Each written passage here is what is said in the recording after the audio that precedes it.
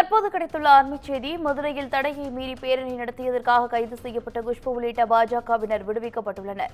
அண்ணா பல்கலைக்கழக மாணவி பாலியல் வன்கொடுமைக்கு ஆளானதை கண்டித்து பாஜக மகளிர் அணி சார்பில் பேரணி நடத்தப்பட்டது. தற்போது குஷ்பு உள்ளிட்ட பாஜகவினர் விடுவிக்கப்பட்டுள்ளனர். அண்மைச் செய்தியாக பார்த்து வருகிறோம்.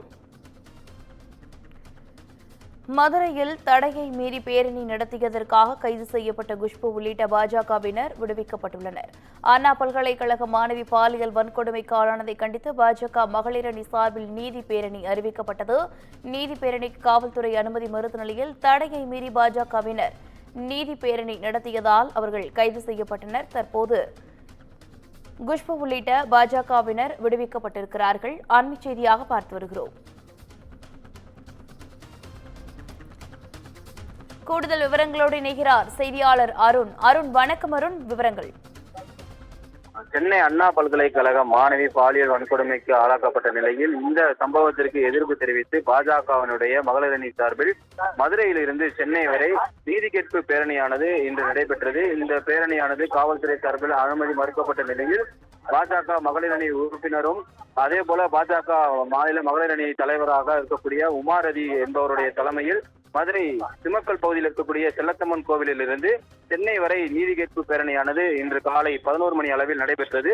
இந்த நிலையில் காவல்துறை அனுமதியை மீறி போராட்டம் நடத்திய பாஜகவை சேர்ந்த மகளிர் அணி நிர்வாகிகள் உட்பட 500க்கும் மேற்பட்ட ஆண்கள் பெண்கள் என 500க்கும் மேற்பட்டவர்கள் இன்று போலீசாரால் குண்டுகட்டாக கைது செய்யப்பட்டு சிம்மக்கல் பகுதியில் இருக்கக்கூடிய ஒர்க்ஷாப் சாலையில் இருக்கக்கூடிய 1000 வீட்டு யாதவா ஆடு வியாபாரிகள் ஆட்டு மகமை கட்டளை திருமண மண்டபத்தில் அடைத்து வைக்கப்பட்டார்கள். ஆடுகள் விற்பனை செய்யக்கூடிய இந்த இடத்தில் தற்போது குஷ்பு உள்ளிட்ட ஏராளமான பெண் நிர்வாகிகள் 100க்கும் மேற்பட்டோர் தற்போது கைது செய்யப்பட்டிருந்த நிலையில் 6 மணி நேரத்திற்கு பிறகு தற்போது குஷ்பு உள்ளிட்ட அனைவருமே விடுவிக்கப்பட்டிருக்கிறார்கள்.